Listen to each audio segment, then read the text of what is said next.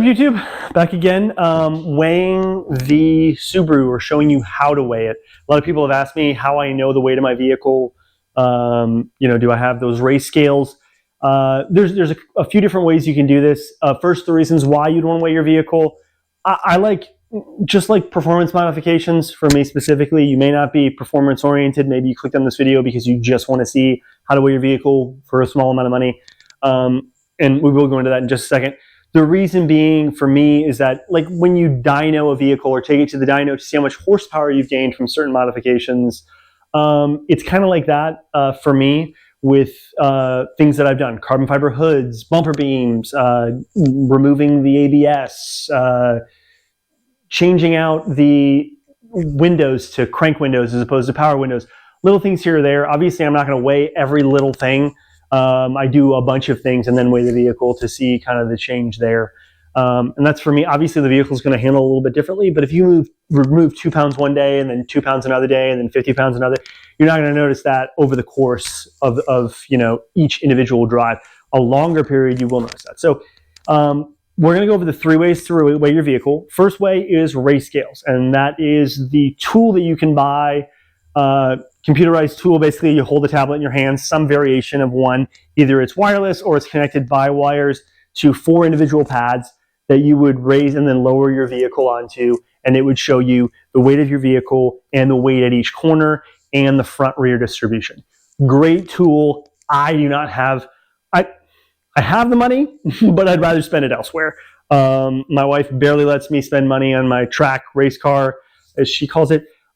So I have to save money wherever I can so I can continue building the vehicle. So what I've been doing for my vehicle to see how much it weighs to save a little bit of money is the second and third option. Second option, go to a CAT scale or a semi-truck weighing station. There's an app called Weigh My Truck. You can look it up on, I know it's on Android. I'm not familiar with if iPhone has the app as well. But it'll also have a locator in that app. So I'll post a link in the description, but it'll locate CAT scales for you where you can take your vehicle, get it weighed for the low price of $14. The issue with that is I have seen, have heard, and have had it happen. Those can be up to 40 to 150 pounds off. It's percentage based for my specific vehicle. It could go up higher if your vehicle is heavier. So, I mean, we're talking 1 to 2%. They're going to weigh it heavy, though. They're never going to be light. And the reason being is those CAT scales, they will pay for fines for semis if they pull into a weigh station and they are a heavier weight than what the CAT scale that they paid for the weight for said.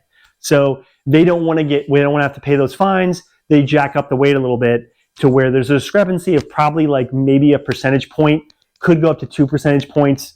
That's a lot. So you want to make sure that you're keeping that in mind, that variance. The third way, and the way that we're going to show right now, is the cheapest way. Well, not the cheapest. The CAT scale, depending on where it is $14. Plus you got to drive there. For me, it's an hour of my time, and I have to drive there. For me, this is a little bit cheaper, and it only takes about 10-15 minutes to do. So once you get the tools set up, and I'll say tools. So let's go over here and let's look. The 3, we'll say 5 things you would need. 2 are these scales. So these are just regular bathroom scales from Amazon. The thing about these scales, though, is they have a 550-pound capacity. And you're going to need scales about 550, 500, 550, because if you're trying to weigh a 3,500-pound vehicle or lighter, I bought 2. You're going to, depending on how biased you are, one corner may be over 1,100 pounds. Mine aren't, but they're close. So you want to make sure that you have enough scale here for the weight of your vehicle. So this method with these scales specifically, you can buy bigger scales if you need it for a bigger vehicle, but 550 a piece, so that's 1,100 pounds, I could weigh per corner. 2 of these scales, 25 bucks a piece. I'll post a link in the description. Pretty easy. Second thing you would need, and this, I do a little bit of woodworking. This isn't just a car garage. I built nightstands. Obviously, I finished the garage. I built a treehouse for my daughter. I built numerous things. So I have wood laying around, random shitty wood that I used here. This is just a 2x6. And what this 2x6 is going to do is literally be placed in between these 2 scales, not exactly like this orientation, but then the weight of the vehicle, the tire will be right here. And so, because we're doing that to distribute the weight, it won't be exactly even between the two scales, but what will happen is one will have 300 pounds on it and one will have 400 pounds on it. It doesn't have to be perfectly evenly distributed. You're going to add it up when you're done anyway. So that's how we measure one corner. Those other corners, the other three, and that's why I have these other three pieces here, are going to be sitting on these pieces. And this is a 2x6, same 2x6 as we were using before, plus a spacer on top. And the reason I have the spacer on top is because this is the height of the one scale plus the wood on top. It's going to be the exact same height. And the reason I have that and I do that is because I want to make sure that the vehicle is level. So if it's not level, if you just put the scale underneath one and then lower all of them down, you may be able to get an appropriate weight. You're going to get close, but the more important thing is you won't be able to get an accurate front to rear distribution. So you want to make sure that you're level. First of all, the vehicle is on a fairly level surface, and you want to keep it level during the whole process. So let's go through. Let's set this up. Also, obviously, you need a jack. I have two, but you're going to need to jack the car up. So it's kind of difficult to do this without being able to jack the vehicle. But you should, if you clicked on this video, you should have a jack for yourself. So we'll go from there. We'll set it up. Okay. So we're going to do this side first. I have the front jacked up. I'm going to take a scale right here, put it about halfway, put a foot in front, and then the piece of plywood in the middle. And you want to kind of try to evenly distribute this as much as possible, just because you don't want one going over that 550-pound limit. Otherwise, you won't be able to get a good reading. We have the last two spacers back here. I'm going to jack up the rear of the vehicle, and then we'll be able to put the front down. Spacers, almost fits. Fits, go down. Okay, so now we have the rear down on the spacers, you can see there. We have the front, other side on the spacer. So what we're going to do now is we're going to lower the vehicle down, and then I'm going to take a picture of the weight, because you only have about, once it comes down, about 10 seconds, and then the weight will disappear, just like it would on, your regular bathroom scale. So let's do that real quick.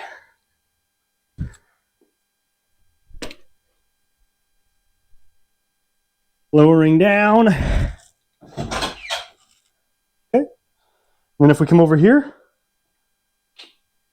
see, this weight was 352, and this weight was 428.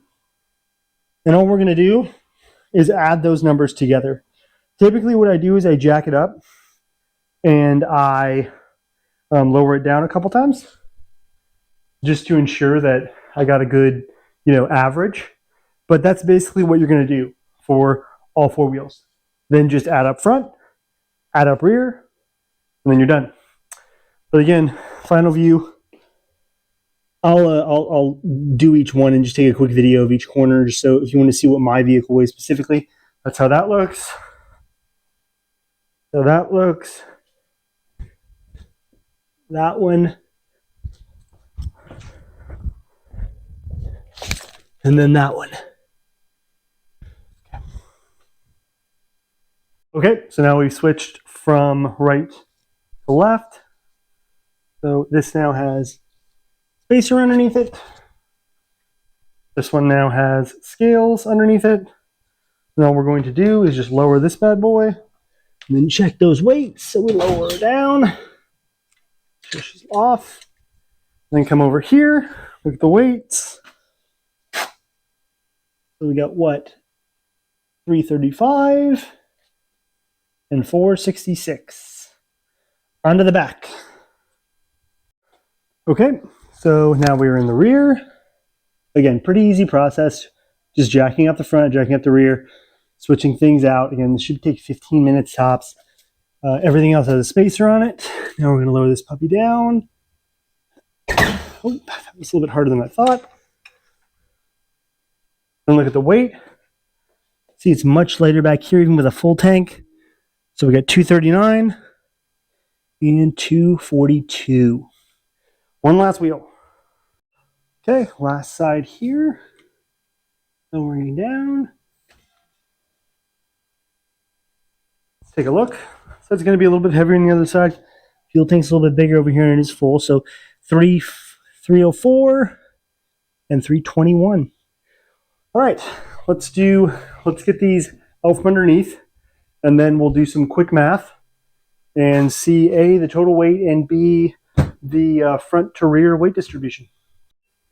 Okay, so we're doing some math here. Don't mind.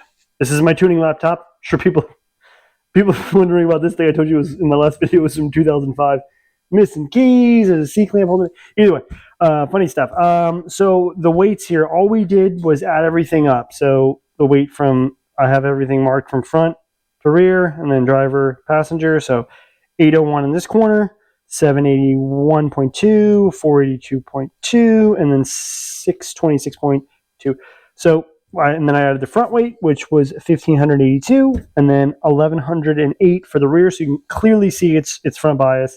And then the total weight is 2690.6. So this is fairly accurate. The way I found out these percentages was easy, just taking the number from the, this is the only thing that may be complicated math, but I mean, it's really, this is like, fourth grade math. So you take that number, the total front, and then literally just divide it by the total, and you'll get a decimal, and then just move the decimal place over 2 spots. And then you'll get the percentage point. So 58.8 up front and 41% in the rear. Kind of bad. I don't like that, but I like the total weight. Total weight is definitely getting down there. Now we'll take it to the scales to see a difference. Again, I know it's going to weigh heavier at the scales, and this way has proven possibly to be a little bit light. I should really get race scales to compare the difference. I just don't have or find someone to do it for me to kind of compare what this is doing. This seems about right for the car. So you can stop the video if you just want to see how to weigh it. But if you're interested in my specific vehicle and what I've done up until this point, like again, maybe since the last time people viewed it, obviously we put the carbon fiber hood on. That saved about 25 pounds up front. And then, I mean, there's a bunch of little carbon fiber pieces, the mirrors, the trunk, the spoiler. And then I did the conversion to go back to crank windows. So this is actually a 95 with crank windows. And then I added like some crappy eBay power window kind of adapters and kind of use those. So these are the 6 overcrest door panels.